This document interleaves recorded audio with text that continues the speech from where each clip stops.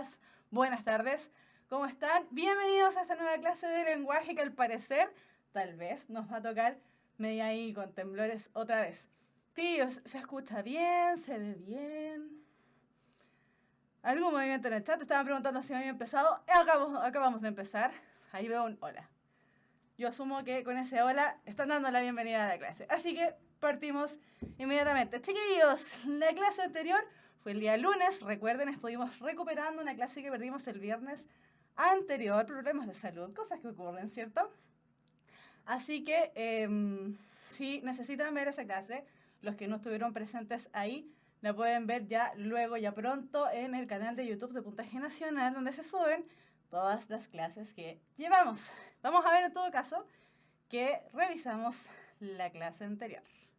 En la clase anterior hicimos una nueva introducción a la PSU de lenguaje, así por eso lleva el título Introducción a la PSU de lenguaje 2, porque hace algunas semanitas, el día 13 de abril, si no me equivoco, 6 de abril, 13 de abril, el DEMRE liberó los nuevos temarios para las pruebas PSU, en este caso estamos en lenguaje, ¿cierto?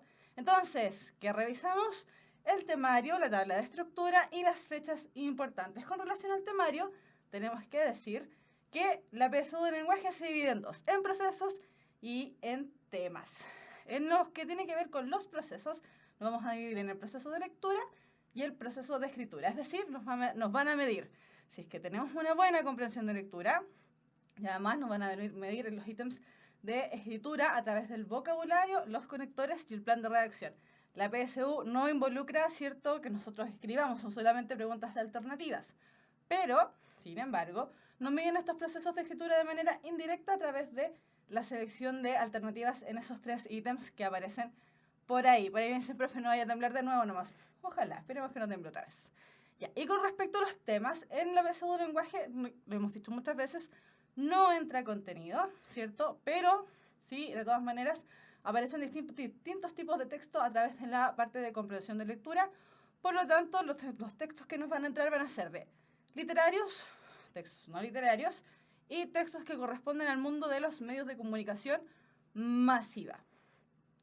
La tabla de este año, ¿cierto?, del proceso de admisión 2018, abarca las cosas que ven aquí. 10 preguntas de conectores, 15 preguntas de plan de redacción, 15 preguntas de vocabulario contextual y 40 preguntas de comprensión de lectura. Ojo acá, en vocabulario contextual hace algunos años, venimos viendo que lo dividen entre el vocabulario contextual antiguo, los procesos que se empezaron a hacer recién con la PSU cuando empezó todo este proceso después de la preaptitud académica, ¿cierto? Y un vocabulario contextual nuevo. Este año, lamentablemente, no nos dijeron ni qué tipo de preguntas de vocabulario contextual van a entrar, ya tampoco nos dijeron qué tipos de texto van a entrar en comprensión de lectura. ¿Por qué estoy haciendo esta salvedad? Y vamos a poner el ojo acá.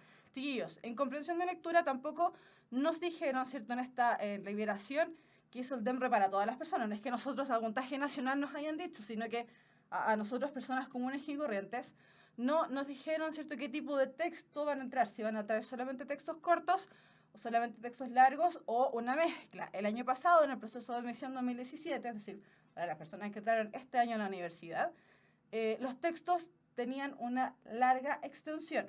Así que ojo con eso. Este año no sabemos si van a nuevamente incluir solamente textos largos o van a ser alternados. Así que no tenemos cómo saberlo. Ya, y ojo aquí con las fechas, ¿cierto? Los decíamos la clase anterior, la clase que, insisto, tuvimos el día lunes y que ya pronto van a poder ver, las personas que no la vieron, que pronto la van a poder ver en YouTube, ¿cierto? Canal de YouTube de Puntaje Nacional.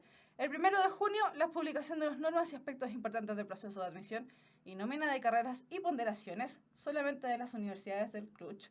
El 5 de junio empieza el periodo para inscribirse en la PSU y el 4 de agosto a la 1 de la tarde termina este periodo. Revisamos también algunos elementos para optimizar el tiempo en la PSU. Rápidamente, dijimos que lo ideal es alterar el orden de resolución, es decir, primero partir por comprensión de lectura, la mitad, luego ir al sector de conectores, hacer todo conectores, volver a la última parte de comprensión de lectura, lo que me faltaba, y después ir al plan de redacción. Todo esto, chiquillos, lo estamos haciendo muy rápido porque ya lo revisamos anteriormente. ¿Qué más? El uso de la hoja de respuestas, chiquillos. Ojalá que traspasen las respuestas seleccionadas por ítem. Es decir, termino conectores, paso todas las respuestas de conectores. Después, en el ítem precisamente de conectores, lo ideal es que respondan un ejercicio por minuto. Son 10 ejercicios, por lo tanto, lo ideal es que nos demoremos 10 minutos por ejercicio. ¿Qué tenemos que hacer? Leer el enunciado completo, comprendemos el tema y una vez que ya sabemos de qué se trata, completamos con los conectores que creemos que son importantes. Y aquí, en el plan de redacción, dijimos siempre, siempre, siempre, chiquillos, estar atentos al título del ejercicio. Y tenemos dos maneras o dos grandes maneras para resolver y optimizar el tiempo en este ítem. Primero, leer cada enunciado y nosotros mismos sugerir el orden. Lo vamos leyendo y vamos anotando cuál creemos que es el orden. Y la otra manera es leer cada enunciado para identificar el inicio y el término del ejercicio y de esa manera ir descartando inmediatamente alternativas. Y lo ideal es demorarnos 20 minutos por ítem, no más que eso. O sea, perdón, por ítem completo, no por ejercicio, por ítem. Ya, ahora sí. Nos vamos a la clase de hoy. Esto fue algo muy rápido porque, insisto, ya lo vimos. Ya, clase de hoy, que es lo que vamos a revisar, la información explícita y la información implícita. Preguntas que han ido saliendo también a través del chat. Para los que preguntan, ¿cierto? Tal vez que vayan preguntando ahí en el chat. Chiquillos, lo que vimos recientemente, vamos a hacer de todas maneras clases de conectores y vamos a hacer también clases para resolver el ítem de plan de redacción. No es que solamente haya sido esa clase y se acabó, nos vamos a ir con comprensión de lectura todo el año. No, van a haber clases, es decir, varias de comprensión de, perdón, de conectores y de plan de redacción, así que tranquilidad. Ya, nos vamos entonces con la clase de hoy. Cuando hablamos de lo explícito, esa palabra que aparece tanto, ¿cierto?, cuando vemos comprensión de lectura, nuestra amiga, nuestra súper buena amiga, la RAE, la Real Academia Española, donde yo les digo, chiquillos, si tienen alguna duda con una palabra, búsquenla en la RAE, así les va a aparecer las palabras que ustedes busquen. Aparece la palabra explícito, dice que expresa clara y determinantemente una cosa. Clara, precisa, concisa. Ahí está la información, salta a la vista en el texto. Fíjense en esta imagen. Esta imagen, ¿cierto?, tan conocida, es una obra pictórica llamada El Grito, de Edvard Munch. Generalmente, ¿cierto?, el arte es muy interpretativo. Uno dice, bueno, el cielo representa tal cosa, y el agua, y no sé qué, y los cielos, y los árboles, y las gentes, y las plantas. Todo representa algo, porque utilizan un lenguaje especial, que es el lenguaje artístico, que generalmente es connotativo, ¿cierto? No refleja claramente lo que quiere decir, sino que da unas interpretaciones por detrás. Ahora bien, cuando estamos hablando de lo explícito, tenemos que fijarnos 100% en lo que realmente nos dice el cuadro en este caso, ¿cierto?, sin interpretaciones. Entonces, cuando hablamos de lo explícito, por ejemplo, acá en el cuadro, tenemos que decir, bueno, hay un hombre un tanto desfigurado que se está apretando la cabeza, ¿cierto? El cielo es anaranjado, se ven dos figuras a lo lejos, a lo lejos, están en lo que parece ser, o da la impresión de ser, un puente que tiene 3 barandas hacia arriba. Hay un río y el río es como medio azul-negro y el caballero está vestido de negro. Explícito, lo que salta a la vista. No estamos dando ninguna información de más, no estamos evaluando, no estamos transformando, no estamos haciendo ninguna interpretación con respecto a este texto pictórico. Entonces, cuando hablamos de lo explícito o de la información explícita que podemos encontrar en el texto, esa información que podemos reconocer a simple vista. Por ahí dicen, utilizó la misma imagen del año pasado. No, no es que haya utilizado la misma imagen del año pasado. El año pasado utilicé otras más. Ahora aproveché de esta. Después, la guardamos en nuestra memoria inmediata. Es fácilmente recordable, es sumamente fácil de extraer en una memoria de corto plazo. Por lo tanto, exactamente, no nos va a costar recordarla después de una primera lectura rápida. En el caso del texto, ¿cierto?, el texto escrito, ya sea literario, no literario o de medios de comunicación masiva, cuando hablamos de lo explícito es aquella información que se nos queda sumamente fácil en la memoria y que si no se nos queda significa que no estamos haciendo una buena lectura. Ahora bien, si no se nos queda, ¿qué es lo que tenemos que hacer? devolvernos en el texto y ahí vamos a encontrar la información que nos están solicitando. ¿Ya? Entonces, fíjense bien, cuando estamos hablando de información explícita, y esto lo vamos a recordar súper bien para el resto de las clases, es información que podemos reconocer a simple vista en el texto, que podemos recordar fácilmente en el texto y que en el fondo no hacemos ninguna modificación con ella porque está ahí en el texto. Entonces, ¿qué actividades generalmente nos pide la PSU que realicemos con relación a la información explícita? Primero, conocer la información o recordarla. Primera actividad, súper sencilla. Identificar la información y rastrearla en el texto. Cuando nos dicen, en el párrafo 5, la imagen que se presenta es de, nos dicen, ándate a ese párrafo, busca lo que nos estamos pidiendo y selecciona la alternativa correcta, básicamente. Después, indicar características. En el texto se afirma que Pedrito de los Palotes es, no sé, gordo y feo, delgado y se le daban los huesos. Era alto y de pelo castaño, no sé. La información en el fondo de indicar características de los elementos. ¿Cómo era la mesa o cómo era la ventana que miraba el protagonista? Era una ventana que daba al mar. Información fácilmente rastreable en el texto. Sintetizar la información. Cuando hacemos el ejercicio de sintetizar la información, distinto a lo que hacemos con el parafraseo, ojo ahí, cuando sintetizamos la información, hacemos un resumen del texto. Es decir, las palabras están ahí mismo, no hacemos ninguna doble interpretación. Ahora, cuando hacemos el parafraseo, que es otro ejercicio que no tiene que ver mucho con tiene que ver con la información explícita, pero no principalmente con esto, nosotros hacemos un ejercicio de recordar el texto y con nuestras propias palabras indicar lo que se dice ahí. Al momento de utilizar nuestras propias palabras ya le estamos dando cierta subjetividad, por lo tanto el texto ya no es tan explícito como se está pidiendo. ¿Y qué más podemos hacer también? Interpretar la información atribuyéndole un sentido. ¿Por qué estamos diciendo aquí, por ejemplo, aquí tal vez alguien me va a decir, pero profe, eso de lo implícito es lo que nos pide interpretar? Sí, exactamente, lo implícito es lo que nos pide interpretar. Sin embargo, acá, para interpretar una información, ¿cierto? Primero tenemos que saber dónde está, cuál es su contexto, por lo tanto también tiene ciertos elementos explícitos a su haber la habilidad de interpretar algo. Y aquí vamos a ver un ejemplo. Contexto ya no con solamente la imagen pictórica, sino que ya con un texto. Este texto se llama El roto que engañó al diablo. Y no es el texto completo, es una cierta parte solamente. Ya, Bartolo Lara era un hueso, nada que ver. Bartolo Lara era un guaso joven, al que todo le salía mal.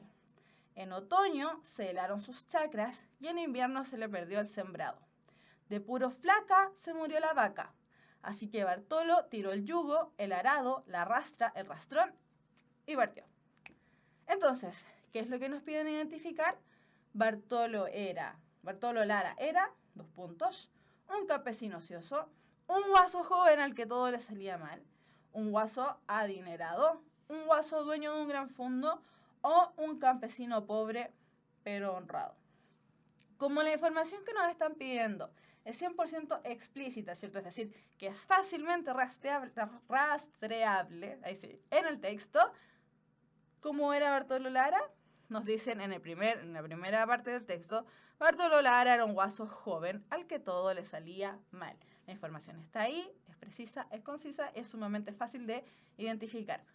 No podemos decir que él era un campesino ocioso porque este tipo estaba trabajando. No podemos decir que era adinerado solamente por todas las cosas que tenía, porque tal vez solamente tenía elementos materiales y cuando están hablando de adinerado tiene dinero de por sí, ¿cierto? Dinero constante y sonante en el bolsillo. ¿Un guaso dueño de un gran fondo? No podemos saber. Sabemos que se le helaron las chacras, ¿cierto? Y que perdió todo el sembrado, pero... Y un campesino pobre pero honrado, no tenemos cómo afirmar realmente eso. Podríamos inferirlo tal vez, pero las pistas que da el texto no son muchas como para decir que este era un campesino pobre pero honrado. Bien, ahora, la otra parte que dijimos que íbamos a revisar es la información que está implícita en el texto. Y aquí vamos a hacer radicalmente la diferencia entre lo explícito, porque lo implícito es la otra área, ¿cierto?, de la lectura. La información explícita, como nos dice nuestra querida amiga RAE, nuestra mejor amiga en la clase de lenguaje. La amiga RAE nos dice que la información implícita o lo implícito es algo que está incluido en otra cosa sin que ésta lo exprese. Es decir, la información se presenta de manera velada. Está, pero no está. Se insinúa solamente. ¿Ya? Por eso ahí dice que está incluido en otra cosa, pero sin que esa cosa exactamente le esté expresando. Y ahora sí, con la información implícita, nos vamos a ir a la parte de interpretar el texto. Y acá, de hecho, ya no solamente nos quedamos con el título del cuadro, ¿cierto? Y quien lo creó, que era Edvard Munch, sino que vamos a decir que este cuadro resulta el gesto más expresivo del arte contemporáneo para significar el gran desaliento que el hombre moderno sentía ante el fin del siglo y la transición al siglo XX. Es decir, una vez que se acabó el siglo XIX, el hombre se sentía tan desalentado, tan solo, tan apesadumbrado por este término de siglo, que la transición al siglo XX lo dejó ahí como medio terrible, como medio sensación de angustia. Entonces, ahora sí, nos vamos a ir a la parte de interpretar la imagen. Dijimos que en la parte explícita, ¿cierto?, de la imagen, así tenemos un hombre con una cabeza un tanto desfigurada que se la está aplastando. Al fondo hay dos hombres, ¿cierto?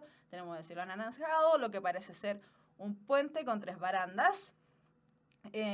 Un río, que es entre negro y azul, ¿cierto? Y lo que parece ser tierra o unos barcos al fondo, no estoy segura. Ya, entonces, como ahora ya tenemos esta información de que este cuadro es el gesto más expresivo del arte contemporáneo para significar el desaliento que este hombre moderno sentía al término del siglo XIX y comienzos del siglo XX, vamos a decir que este hombre probablemente se está aplastando la cabeza y se la aplasta tanto que se la está desfigurando, para decir que este hombre se siente angustiado, tiene tanta angustia en su interior que ya no solamente la siente por dentro, sino que necesita expresarla por fuera. A lo lejos, ¿cierto?, decíamos, vemos la figura de 2 hombres que en realidad no están yendo al auxilio de esta persona que se está apretando de esa manera la cabeza y que de por sí está gritando, porque dice, el cuadro se llama El Grito. Y ahora sí podemos hacer la analogía de que probablemente se llama El Grito por la actitud que está tomando este hombre que está en el centro del cuadro. Estos 2 hombres que están acá atrás no lo están ayudando, por lo tanto el hombre central, ¿cierto? El hombre que está gritando es un hombre solo, es un hombre apesadumbrado, es un hombre que no recibe la ayuda de nadie, aún en su propia angustia. Fíjense también en los colores, chiquillos. Son colores altamente contrastantes. El color anaranjado del cielo, el color negro o azul oscuro, ¿cierto?, de el río.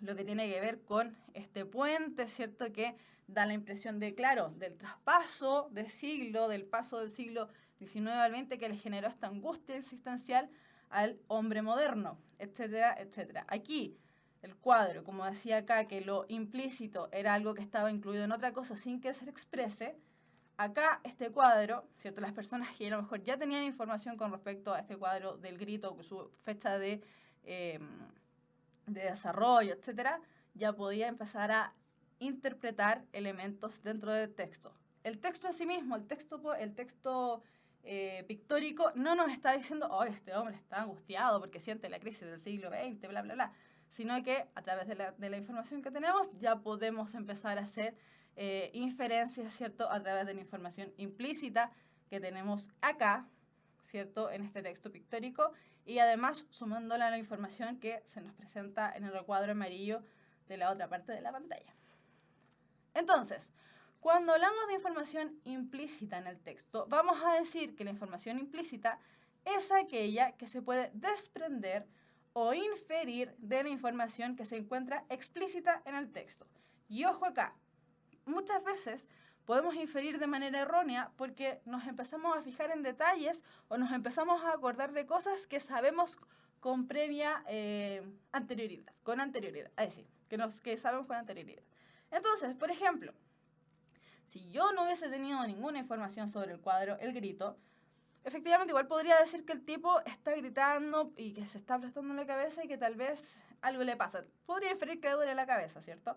Pero como ya tenía la otra información del texto mismo, ahora ya sí podemos inferir que, a través de la información explícita, que él era un hombre apesadumbrado, un hombre angustiado. Entonces, ojo acá, muchas veces se confunde tomar la información inferenciable o la información implícita, ¿cierto? Con contenido que yo ya tengo de antes, lo que me dijo la mamá, lo que me dijeron en el colegio, lo que yo leí por ahí, etc. Muchas veces esa información nos complica a la hora de la lectura. Chiquillos, esto ya lo hemos dicho otras veces y lo vamos a volver a repetir. Cuando estamos ejercitando comprensión de lectura, es 100% en relación a la lectura. ¿Por qué? Porque tal vez muchas veces también nos van a aparecer textos de carácter argumentativo, donde van a aparecer posturas que no están de acuerdo con lo que nosotros mismos pensamos. Recuerden que el texto argumentativo nos presenta una opinión y la defiende de alguna manera. Ahora, cuando ese texto argumentativo está en contra de lo que yo pienso, ese problema me va a generar un error probablemente de inferencia, porque voy a empezar a traspasar mis propios pensamientos al texto. Ojo acá entonces, chiquillos, cuando estamos haciendo comprensión de lectura, solo y exclusivamente del texto. No importa si estoy de acuerdo, no importa si estoy en desacuerdo, solo del texto. Después, dice ahí sobre la información implícita en el texto. No está expresada de manera clara y directa por el autor del texto, ¿cierto? La persona, el emisor, por lo que debemos buscar más allá de la información literal. Y acá, por ejemplo, aquí ya sabemos que había personas que vieron la clase del año pasado, ¿cierto? Acá, decíamos, hacemos una especie de labor como el CSI, ¿cierto? Esta de la serie televisiva. Somos una especie de detectives privados del texto. Entonces tenemos que estar con nuestra super lupa, ¿cierto? Revisando, informando, buscando todas las marcas textuales que nos vaya dejando el autor, todas las pistas que nos vaya dejando el emisor para nosotros extraer la información que resulte adecuada. Insisto, solamente del texto, no mezclándolo con lo que yo ya sé de antes o lo que me habían dicho. Y acá, palabra clave que hemos repetido harto, al menos en esta parte de la información implícita. Podemos inferir, podemos extraer la información implícita a través de uso de marcas textuales presentes en la lectura. Ahora bien, ¿qué son las marcas textuales? Las marcas textuales son todos aquellos elementos, todas aquellas pistas, todas aquellas marcas, huellas que nos va dejando el emisor para ir guiando nuestra comprensión. Hace algunas clases atrás veíamos el tema de la recurrencia, ¿cierto? O de la progresión lineal del texto, la progresión por tema dividido, etc. Todas esas cosas son marcas textuales, son marcas que están ahí para ayudarnos, ¿cierto?, a comprender de mejor manera los textos. El hecho, por ejemplo, de que sepamos distinguir fácilmente un texto poético, un texto lírico, de un texto dramático, o de una noticia, o de una crónica, o de un reportaje, son marcas que están ahí en el texto y que saltan a simple vista en lo que llamábamos en esta estrategia de lectura del antes, durante y después. Sin ni siquiera leer el texto, solamente viéndolo y enfrentándome a él, soy capaz de identificar qué es determinado tipo de texto, si es largo, si es corto. Las palabras que me salten tal vez a la vista me van a decir si es un texto tal vez más complejo que otro, etc. Entonces, dentro del texto vamos a encontrar distintos tipos de marcas textuales. Una de ellas son los pronombres personales. Todas aquellas palabritas que se refieren al nombre sin referirse realmente al nombre. En vez de decir María jugó con Pedrito, decimos ella jugó con él. Entonces, ¿qué nos ayudan a reconocer eso? Funciones del lenguaje, quién es el emisor, quién es el receptor, cuál es el canal, cuál es el código, etc. Elementos del contexto, dónde están parados, qué están haciendo, etc. Relaciones comunicativas, el emisor tiene más información que el receptor, son simétricos o son asimétricos. Y además también las actitudes líricas en el caso de la poesía. Vamos a saber entonces si ese poema solamente está contando algo, es la actitud enunciativa, o, por ejemplo, está contando cosas así como medias románticas, entonces tenemos la función carmínica, o tal vez le está hablando a alguien a través del poema, entonces tenemos la función o la actitud apelativa en el poema. Después, las figuras literarias, también conocidas como figuras retóricas, que tanto seguramente les complicaron en el colegio, porque decían, ¿y qué es una metáfora? ¿Y aliteración? ¿Y qué me está hablando? Las figuras literarias, como son figuras retóricas, se refieren a algo que no está ahí. Por ahí preguntan qué es simétrico, significa que están en igualdad de condiciones. Son iguales. Cuando es asimétrico, la relación varía, cambia. Uno está por sobre el otro.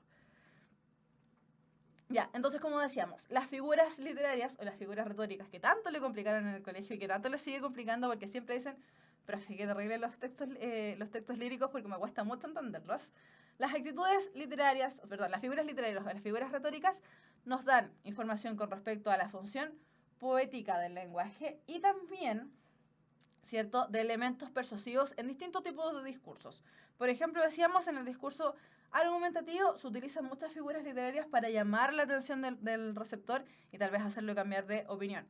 Otro tipo de discurso expositivo, otro tipo de discurso argumentativo, que no es el discurso argumentativo que nosotros conocemos del colegio, que era la tesis, la base, la garantía, el respaldo y la nada, no sé qué, también tenemos en la publicidad. La publicidad es un tipo de discurso argumentativo que a nosotros nos dice, oye, no prefieras esa marca, prefiere esta otra marca porque es mucho mejor y te va a dar mucha suavidad a tu cabello y tu pelo va a crecer, maravilloso.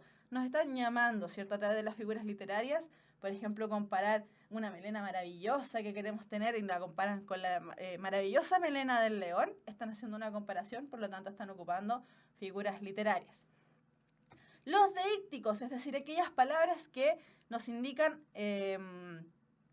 elementos dentro del texto que nos indican el espacio, el tiempo, el lugar y la persona que está hablando. Es primera persona, segunda persona, tercera persona, etc. Y eso nos informa la relación que hay entre el emisor, nuevamente, y el receptor. ¿Se conocen? No se conocen. ¿Están simétricos? ¿Están iguales, en igualdad de condiciones? ¿O están asimétricos? Uno sabe más que el otro, o al revés, uno sabe más que el otro y el otro no sabe mucho. Los actos de habla nos indican también los propósitos del emisor. ¿El acto de habla fue directo o indirecto? Nos dijeron directamente, ¿sabes qué? Me aburriste, sal de la sala. En vez de decir, no, ¿puedes salir de la sala, por favor? O te llaman afuera, anda, no sé. ¿Cierto? Nos da información ahí con respecto al propósito. ¿Qué es lo que quiere el emisor? Registros y niveles de habla. Si la situación es formal-informal, y si el hablante, dentro de ese discurso que estamos leyendo, ese texto literario, insisto, no literario, o de los medios de comunicación, utiliza bien o no la lengua estándar. Cuando hablamos de la lengua estándar, estamos hablando generalmente del área culta del lenguaje. Cuando hablamos del área culta no tiene que ver con hablar con palabras súper rimbombantes, ni con palabras que suenen como en una muy alta alcurnia, sino que tiene que ver con un lenguaje que podamos comprender todos. Es decir, aquí dejamos de lado las jergas, los chilenismos, palabras que utilicen, por ejemplo, la juventud o las personas que son mayores, dejamos palabras de lado para que todos nos podamos entender. Por ejemplo, acá en Chile tenemos una palabra que es muy común, la utiliza todo el mundo, que es al tiro. ¿Cuándo vas a venir? Al tiro.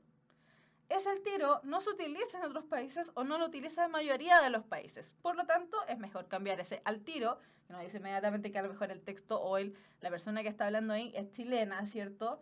Y a lo mejor su lenguaje es un poquito no tan estándar. Lo cambiamos para que sea más estándar por un inmediato. De inmediato, listo, se acabó. O como por ejemplo, en el caso de los mexicanos, cuando dicen ya merito. Uno dice ya merito. ¿Qué quiere decir con ya merito? Ahí ponen el ejemplo de al toque.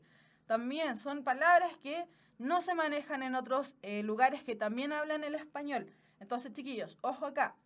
Cuando hablamos de lengua estándar, estamos dejando de lado todos los modismos y todas aquellas palabras que son de algún área local o específica. Ya. Otras marcas textuales son los modalizadores lógicos, es decir, nos indica el grado de certeza que tiene el emisor con respecto a un hecho. ¿Está 100% seguro de lo que está diciendo? ¿O nos está entregando una opinión? ¿O está dando un voladero de luces? ¿Está como infiriendo? ¿Está armando su discurso recién? Después, los modalizadores apreciativos nos indican las valoraciones subjetivas del emisor. Es decir, el emisor, ¿le agrada o no le agrada lo que está hablando? ¿Qué intención le está dando el emisor a ese texto? Etcétera. El uso de conectores, la utilización de conectores, también son marcas textuales. Ya lo hemos dicho otras veces. Es muy distinto decir, Catalina y Felipe salieron a comprar el pan. Es muy distinto decir Catalina o Felipe. ¿Quién va a salir a comprar el pan? Ya no estamos diciendo que los dos van a ir a comprar el pan, sino que uno o el otro va a tener que hacerlo.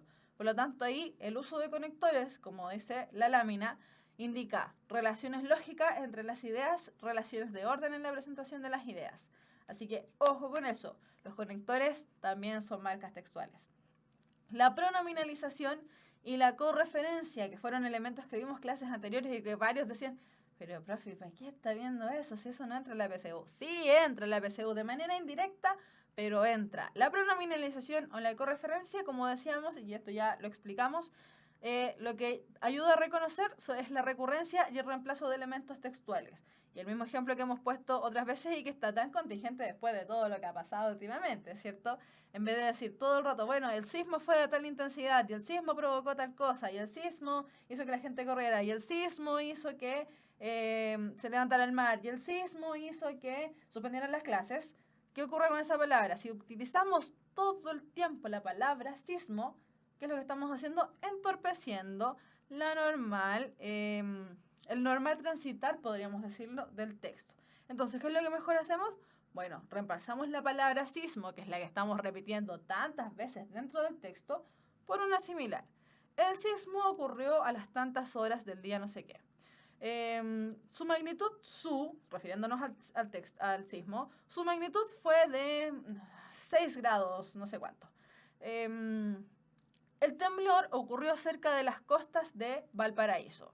Se espera tal vez que estos movimientos telúricos provoquen tal cosa. Reemplazamos la palabra sismo por una serie de otras palabras que en definitiva se estaban refiriendo a lo mismo. Y finalmente, las marcas textuales, ¿cierto? Tienen que ver también con lo que les decía en un comienzo. Es sumamente fácil reconocer un texto poético o un texto del género lírico a través del uso de los versos. Con el diálogo dramático y las acotaciones nos damos inmediatamente cuenta de que es un texto perteneciente al género dramático. Y cuando nos damos cuenta que es comunicación dialógica, es decir, que está en un diálogo, es fácil darnos cuenta que estamos seguramente frente a una conversación, a una entrevista, a un foro, a una mesa redonda, etc. Ahí también incluso podríamos incluir dentro de las marcas textuales el tema de la aparición de títulos. Cuando nos aparece un título, nos aparece una bajada, nos aparece el lead, nos aparecen ciertos elementos, podemos decir también que nos encontramos frente a una noticia. Entonces, chiquillos, en definitiva, me voy a devolver un poco. En definitiva, las marcas textuales, como decíamos, son todos aquellos elementos del texto que nos van a servir como pistas para guiar la comprensión. ¿Por qué es tan importante? Me voy a devolver nuevamente por si es que alguien por ahí estaba a lo mejor copiando algo. Las marcas textuales, entonces, chiquillos, nos van a ayudar a identificar y reconocer la información que tenemos que ahí está como implícita, que como decíamos, tenemos que buscar con una lupa, ¿cierto? Descorrer el velo para encontrar la información que está ahí, pero no está. Está, pero no está. Es como una especie de fantasma.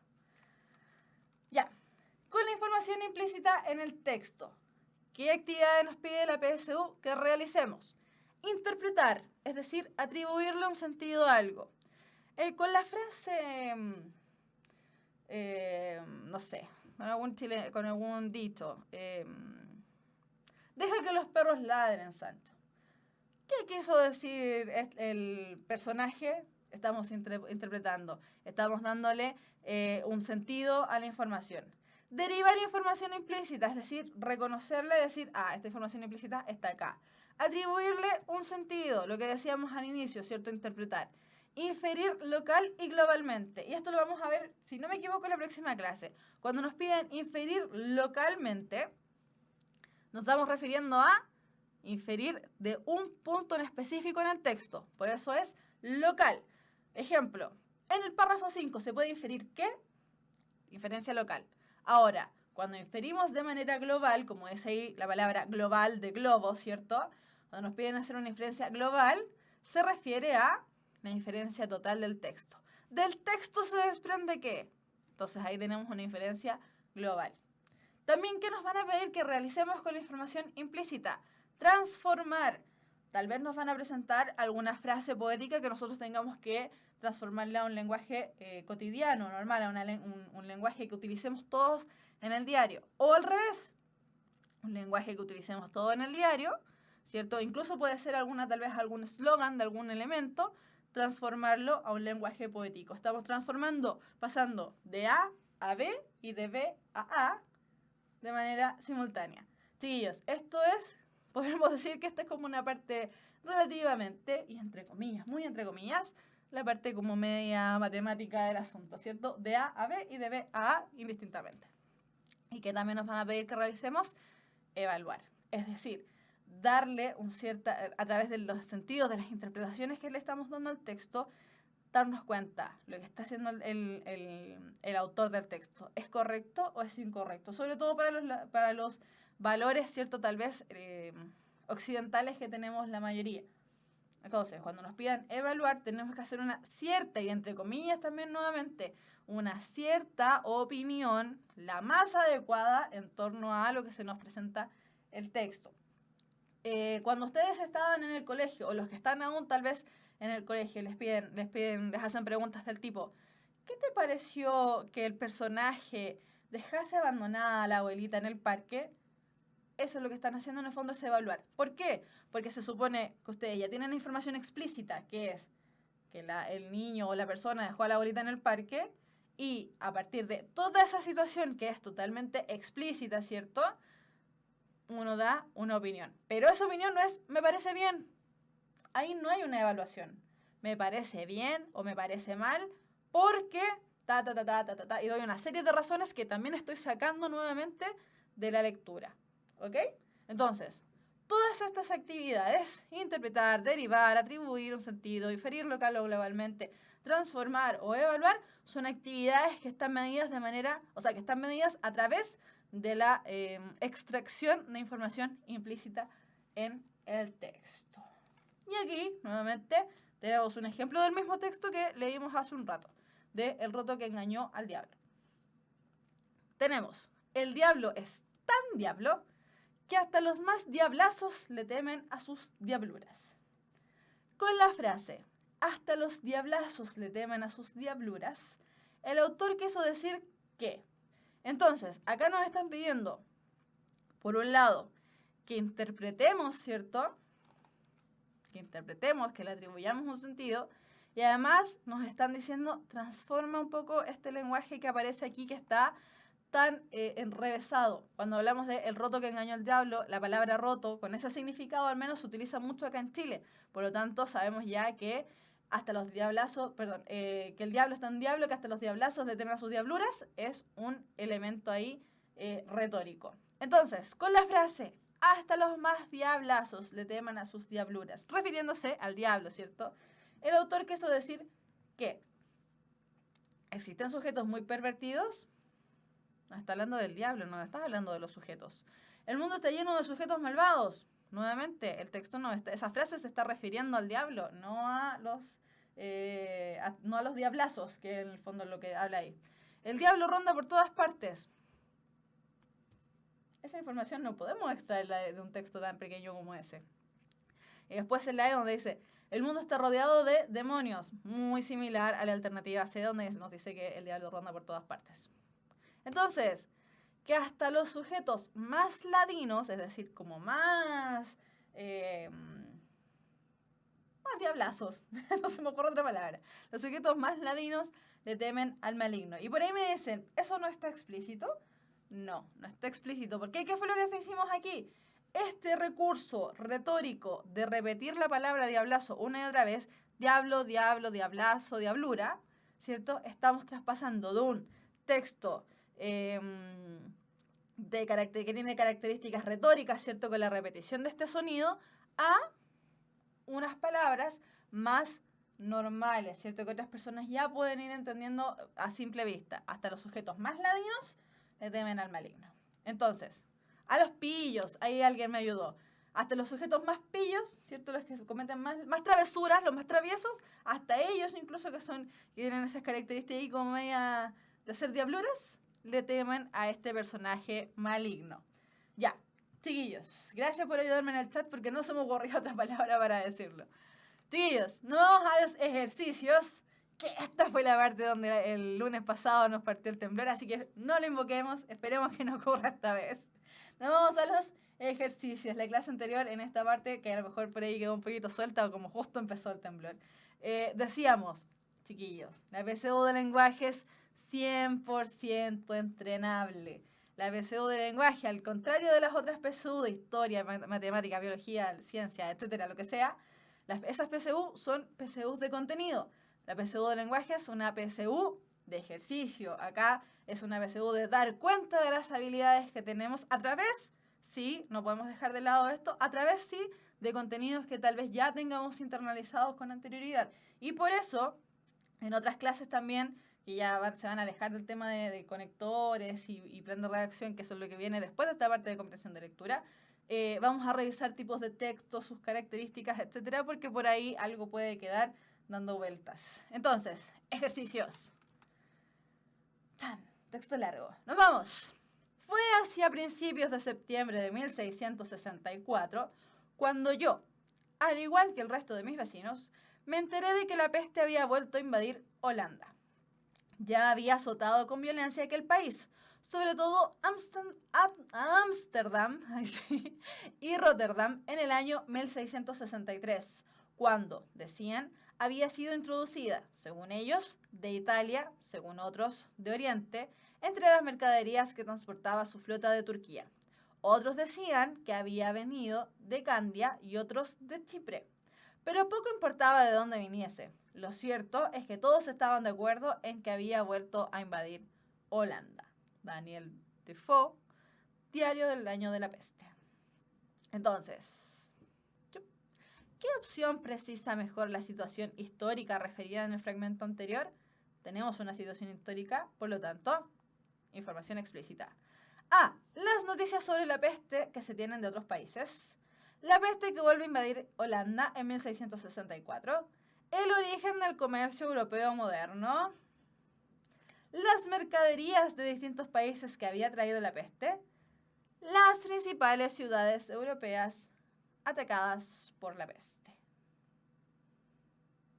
Veamos. La mayoría está diciendo la B.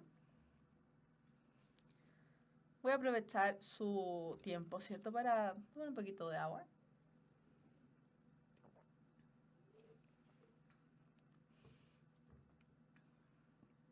La mayoría me está diciendo que es la letra B. Vamos a ver si efectivamente es la letra B.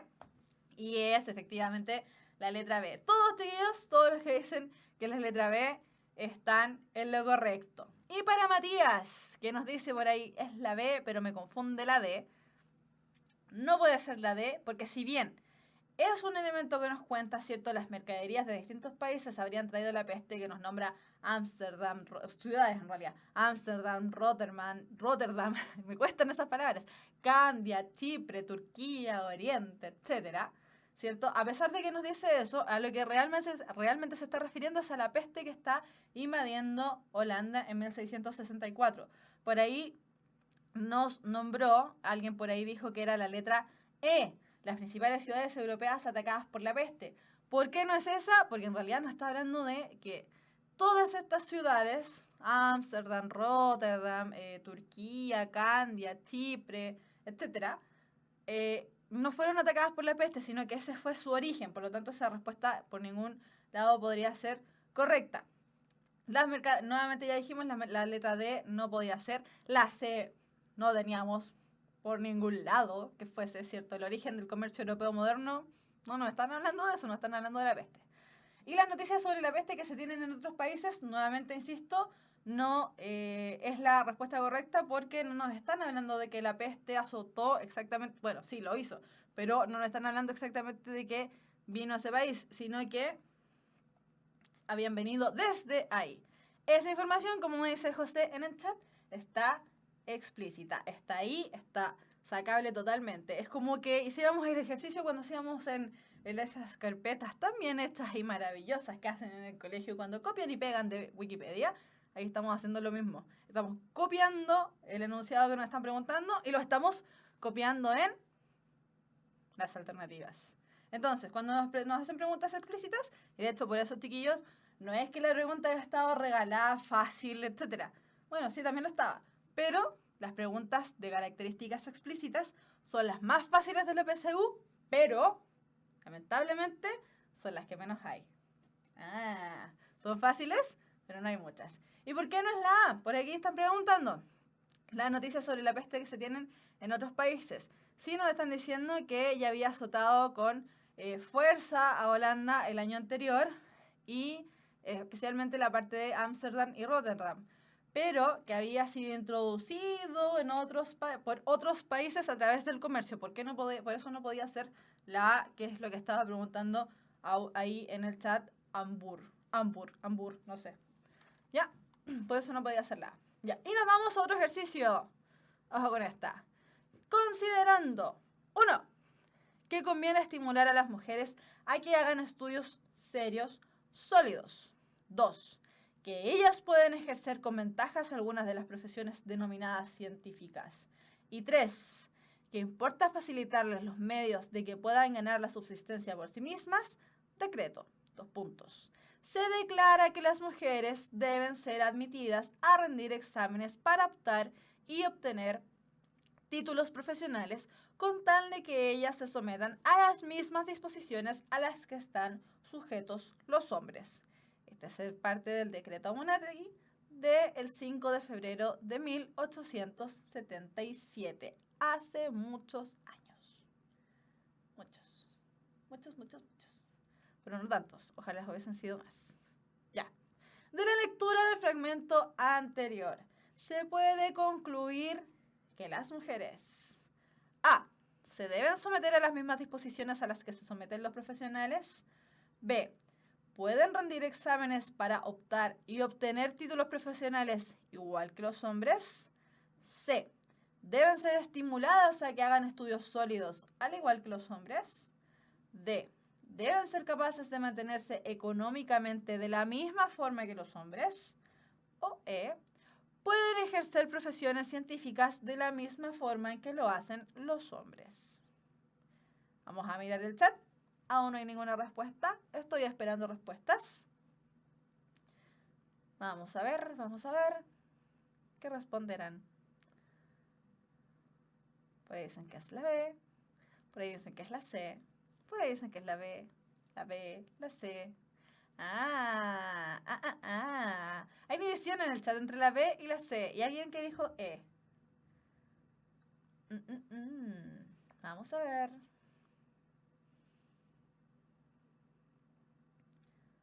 Hay un poco de todo. Hay un poco de todo en el chat. Vamos a ver quién sacó los 850 simbólicos en esta pregunta. Y alguien que fue súper sincero y dijo no sé. Perfecto. Sinceridad ante todo. Vamos a ver. Es la respuesta B. Pueden rendir exámenes para optar y obtener títulos profesionales igual que los hombres. Entonces, chiquillos, lo que nos están preguntando acá es qué se puede concluir en relación a las mujeres. ¿Ya? ¿Deben ser estimuladas a que hagan estudios sólidos al igual que los hombres? No es algo que ellas puedan hacer, sino que deben ser estimuladas para. Deben ser capaces de mantenerse económicamente de la misma forma que los hombres. Dice ahí que tiene, por ahí dice, a ver, estoy segura, por ahí lo vi. Que importa facilitarle los medios que puedan ganar la subsistencia por sí mismas. Nuevamente, es algo a lo que deben ser estimuladas, no es algo que realmente deben hacer. Pueden ejercer profesiones científicas de la misma forma en que lo hacen los hombres. Dicen ahí nuevamente que ellas pueden ejercer con ventajas algunas profesiones denominadas científicas. Nuevamente, es algo a lo que hay que estimular, bla. Una vez que ya han sido estimuladas para todas estas cosas, ¿cierto? Que ya han sido promovidas para hacer todas esas cosas, recién ahí pueden rendir los exámenes para optar y tener títulos profesionales igual que los hombres. ¡Tarán! Ya, entonces, chiquillos. Nos vamos a una vez ya he explicado por qué es la letra B y por qué. Esta es una pregunta un poco difícil, decirle, si la soy sincera. Esta fue sacado nuevamente de uno de los ensayos PSU que se pueden encontrar en la página del DEMRE. Chiquillos, utilicen la página del DEMRE, es la información oficial, la información primigenia, donde ustedes pueden sacar absolutamente toda la información que hay. Entonces, chiquillos, en la página del DEMRE, demre.cl, pueden encontrar ejercicios y ensayos. Ahora, el problema de encontrar esos ejercicios y esos ensayos es que hace algunos años atrás, el DEMRE, ahí sí, hace algunos años atrás, el DEMRE aún incluía en la PSU de lenguaje preguntas de contenido. Entonces, si ustedes quieren saber su puntaje en relación a esos ensayos, ya van a tener que hacer las preguntas de contenido. Entonces, tal vez los puntajes les van a salir un poco alterados porque esta vez no salen. Pero, si quieren hacer cosas para ir, ya que utilizamos tanto la palabra estimulación, ¿cierto? Si quieren estimularse y ir aumentando sus puntajes, como dijimos que esta PSU es entrenable a través de ensayos, les sugiero ir a esa página de información oficial. Y claramente y obviamente les voy a sugerir dirigirse a la página maravillosa donde estamos, que es puntajenacional.cl, donde también hay una serie de ensayos que ustedes mismos pueden modificar, ¿cierto?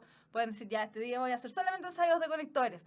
Ya hacen solamente ensayos de conectores. O también puede ser que sean clases que ustedes digan, ya, me está yendo mal en plan de redacción, entonces solamente plan de redacción, ejercicios de plan de redacción, única y exclusivamente, y la página les va a arrojar el puntaje y van a poder ir guardando ese puntaje y saber si están subiendo o se están estancando y por qué se están estancando también. Ya, chiquillos. Vamos a la parte de preguntas. Preguntas de la clase, preguntas del ABCU de lenguaje, preguntas de no sé. Ya, preguntas. ¿Qué le pasa a Lupita? No sé. ¿Qué es lo que tiene? ¿Qué es lo que quiere? ¿Bailar? Eso lo dice la canción. Porque ella no baila, su papá, etc. Ya. Preguntas de la clase, preguntas del ABCU de lenguaje.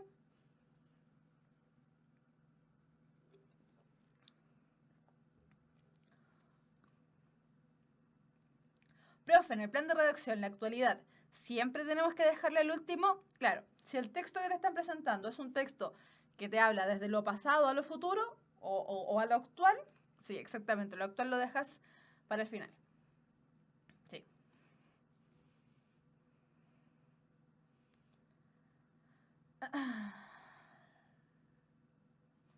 Profe, entonces en la PSU de este año no entra nada de contenidos? No.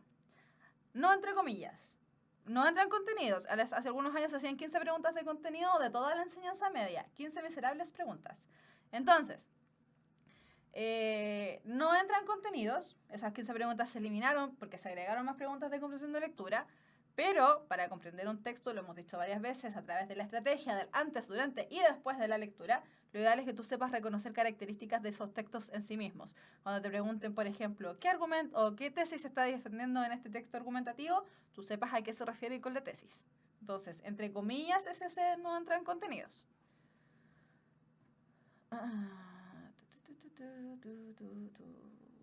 Profe, a veces las preguntas de inferir me traicionan. ¿Qué puedo hacer para que no me pase eso e inferir correctamente lo que decíamos recientemente hace un ratito? Dejar de lado, ¿cierto?, esas influencias falsas, esas inferencias falsas. Porque, por ejemplo, en el caso que hablábamos de este guaso que le pasaron muchas cosas y que tuvo que vender la chacra, que le pasó a la vaca, que no sé qué cosa, podríamos tal vez inferir que él tenía un fondo. Y también podríamos tal vez inferir que él tenía dinero. Pero los elementos que están ahí en el texto no son tan literales o tan explícitos, ¿cierto? No nos dice que el tipo realmente tenía mucho dinero, sino que se infiere por ahí solamente porque a lo mejor el tipo realmente no tenía dinero. Solamente tenía esas cosas. O podría haber sido una herencia, o qué sé yo. Entonces, ojo con eso. Cuando tú vayas a inferir, céntrate 100% en el texto. Por eso es tan importante el tema de la información explícita. La información explícita es la que a ti te ayuda a reconocer elementos implícitos. Y también reconocer las marcas textuales que revisamos en la clase de hoy. Te va a ayudar muchísimo. Anda fijándote. No importa que te demores un montón en descifrar un texto tal vez, pero si vas reconociendo las marcas textuales de qué se refiere, qué es lo que hace aquí, qué es lo que hace acá, te aseguro que te va a ayudar muchísimo. Profe, ¿sintetizar es lo mismo que concluir?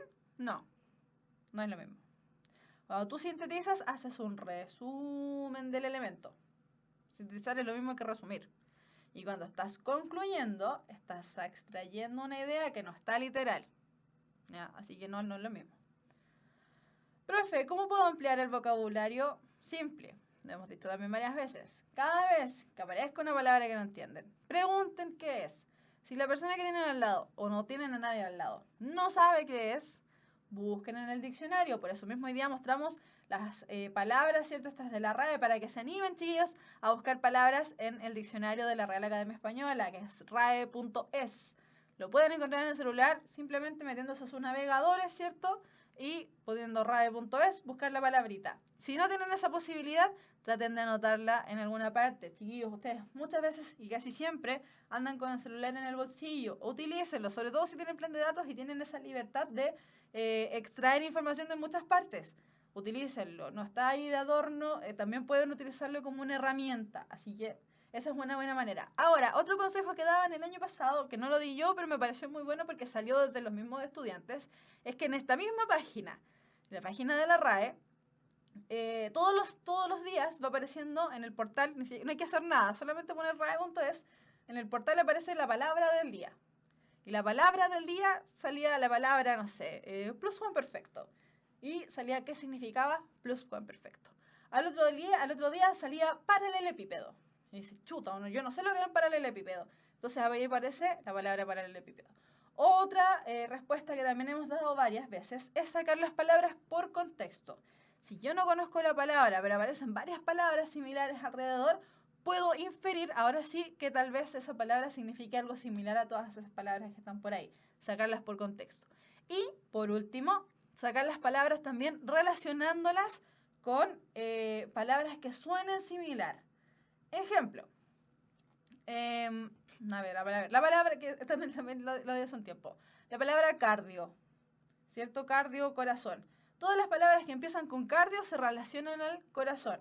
Cuando vamos a hacer un electrocardiograma, nos van a hacer dibujitos del corazón, nos van a decir, ya, ok, vamos a ponerle unas maquinitas y le van a ir marcando el pulso que tiene su corazón. No sé exactamente si se llama pulso, me van a matar los biólogos si me estoy arrancando con los tarros en la información, pero en el fondo hace eso. Cuando me duele el corazón o tengo alguna dolencia de ese estilo, ¿a quién voy? Al cardiólogo, es decir, al que busca el dolor del corazón, etc. ¿Ya? Buscar palabras que sean similares para tú irte haciendo una idea de lo que pueda significar.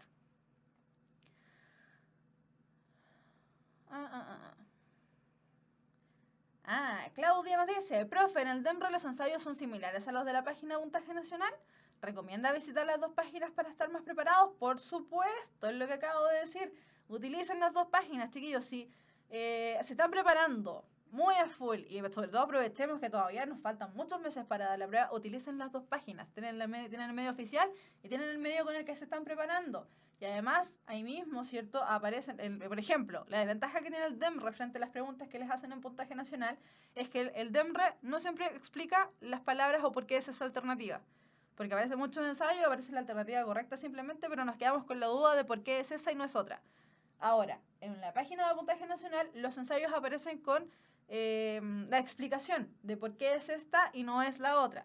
Entonces, frente a eso, yo recomiendo trabajar con las dos, pero para saber en qué diablos me estoy equivocando, Puntaje Nacional. Si los textos son cada vez más largos, ¿cómo evitar cansarse con temas densos? Pregunta compleja. Entrenándose es la manera. Ahora, ¿cuál es la otra manera? Leerlo, y esto lo dijimos también en la clase anterior y lo repetimos un poquito en la clase de hoy. Parte la PSU con la parte de los textos. Te vas a dar inmediatamente cuenta cuál es el texto denso. Y trata de dedicarle tiempo a ese texto, por lo tanto, trata de no dejarlo para el último. Porque si lo dejas para el último, vas a tirar las preguntas a la chunte. Vamos a ver. Vamos a ver, permiso, vamos a ver. Profe, ayer me saqué 810 en un ensayo solo de conectores, me felicita. Felicitaciones, Matías, porque me estás diciendo hoy además que eran 80 preguntas. Así que felicidades, Matías. 810 puntos es un súper buen puntaje para conectores. Besitos, abracitos, congratulaciones. A ver. Profe, ¿los ensayos de la página están actualizados? Sí, eso me diría. Sí. Es decir, no tienen preguntas de contenido. Yo supongo que a eso te estás refiriendo con el tema de actualizados.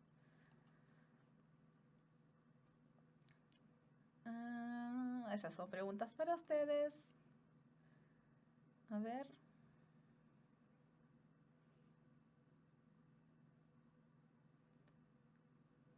Deícticos, ¿qué significa? Son las palabras que te dan información del lugar, del contexto, del tiempo, del espacio, etc. Son ese tipo de palabras que a ti un poco te dan el contexto de a qué se está refiriendo. When llegas tarde.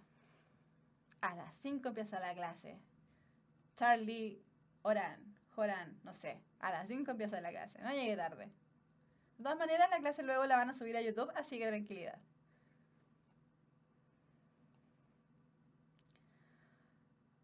Profe, leer libros de cualquier género ayudaría con lo de acostumbrarse a los textos extensos, por supuesto.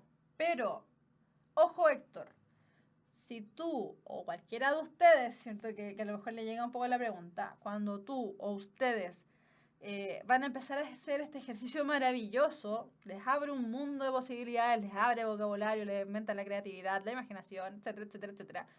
Cuando te enfrentas a la lectura de un libro, por ejemplo, si el libro no te gusta, no te enfrasques en una lectura que no te va a gustar. ¿Por qué? Primero, porque después vas a tener mucho tiempo leyendo probablemente textos que no te gustan. Y segundo, porque aquí también tienes que hacer el ejercicio de decir, ¿qué tipo de texto me gusta? ¿Con qué tipo de texto me siento más acómodo? Y con ese mismo tipo de texto, que son con los que a ti más te acomodan, ir ensayando textos que tal vez son de mayor complejidad, ir aumentando tu vocabulario, etc. Así que vamos un poco ahí con el elemento de, lee libros. Siempre lo vamos a recomendar. Sobre todo en este mes, que es el mes del libro, que hace poquito pasó el Día Internacional del Libro, así que lea libro nomás, le va a abrir un mundo de posibilidades. Ya. ¿A qué hora es la próxima clase? La próxima clase de lenguaje es el próximo viernes a las 5 de la tarde. Vamos a ver, más preguntas. Pero hay un mundo de diferencia entre un Harry Potter y otro de Garcilaso de la Vega. Por supuesto que hay un mundo de diferencia, hay añísimos de diferencia. Por eso estoy diciendo, por ejemplo, si se enfrenta a un texto de Garcilaso de la Vega y no le gusta el texto de Garcilaso de la Vega, no lea el texto de Garcilaso de la Vega. Se va a perder algo importante, sí, porque Garcilaso de la Vega es un grande de la literatura española. Pero si no le gusta, no lo lea. Deje ese texto para las personas que a lo mejor sí le gusta ese tipo de literatura. Ustedes, chiquillos, que están en la flor de su juventud, lean cosas que les gustan y empiecen a desarrollar esa necesidad por leer, por imaginar, cosas que no nos da internet, no nos da la televisión. No dejemos los libros de lado, por favor, chiquillos. Habrá clases el lunes, es feriado. Día del Trabajador, para todo el mundo. Profe, ¿cuál es la diferencia entre un texto de crítica al libro y reseña de un libro? Cuando hacemos la reseña nos centramos en elementos totalmente explícitos. ¿Quiénes son los personajes? ¿Qué es lo que hacen? El autor, la editorial, etc. Esa sería la reseña. Y el texto de crítica al libro es un tipo de texto expositivo donde tú, a través de comentarios fundamentados, totalmente fundamentados, das las razones de por qué ese libro o esa película o lo que sea es buena o no.